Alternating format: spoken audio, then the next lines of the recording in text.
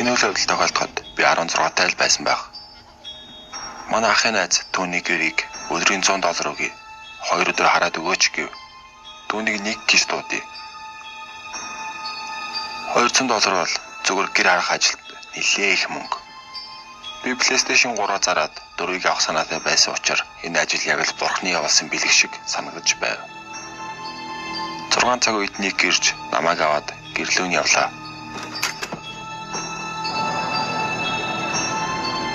Тэдний гадаа ирэхэд тэр гадаах болон доторх хяналтын камеруудыг надад зааж өгөв.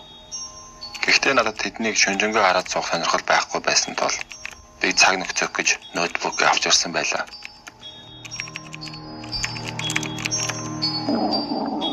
Нэлийн хугацаа өнгөрсөний дараа би галтаагаар юм идэхээр шийдэн бостол дэлгэцэн дээр юм хөдлөх шиг болов. Би буцан сууж ноутбукээ хаагаад ойрхоноос харвал байшингийн гадаа ямар нэгэн эрэгтэй хүний сүдэр байхан тэр.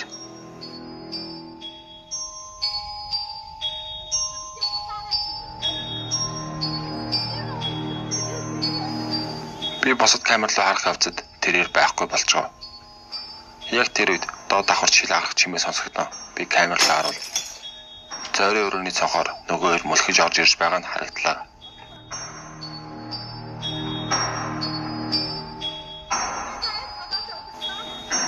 Би үнэхээр их айсан. Бас дээрээс нь тэр дээд давхарлоо гартаа утга барьчихсан алхаж байв.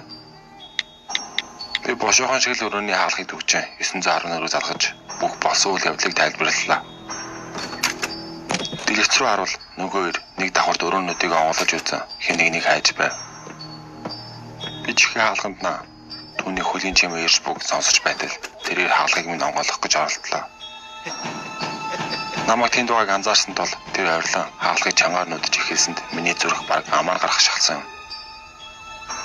Ашгүй гадаа цагдаагийн дуутах ойрцоор чанга сонсогдсон миний айцыг байхгүй болгов.